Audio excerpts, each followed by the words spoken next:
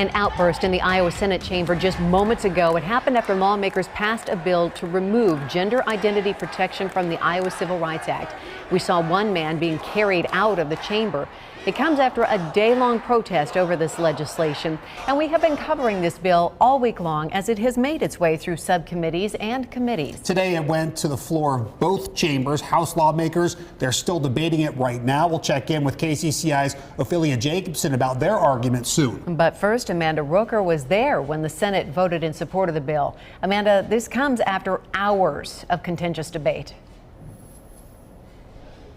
It does, Stacey and Ben. This was an emotional debate. It's been an emotional week. And that outburst right behind me in that Senate gallery just exemplifies the tense level of emotion here at the State House.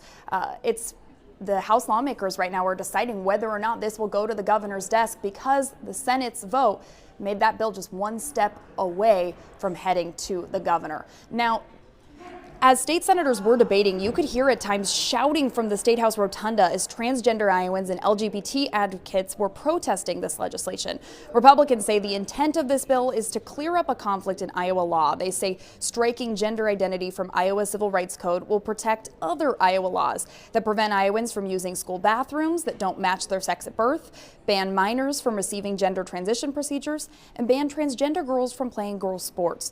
But Democrats say that protecting those laws should not come at the expense of removing transgender Iowans' civil rights that protect transgender Iowans from losing their house or their job simply because of their gender identity.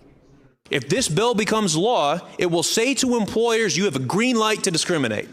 You have a green light to fire somebody because you don't like the fact that they're transgender. You have a green light to pass over somebody who's earned a promotion because of hard work, because of who they are. The intent is that we have a clear policy that protects women and children, that keeps our bathroom and sports bills, women's sports bills, in code, and that protects taxpayers, because all of this has already happened. It's a reality, and this is the legal remedy. We had to pick one side or the other and not go halfway.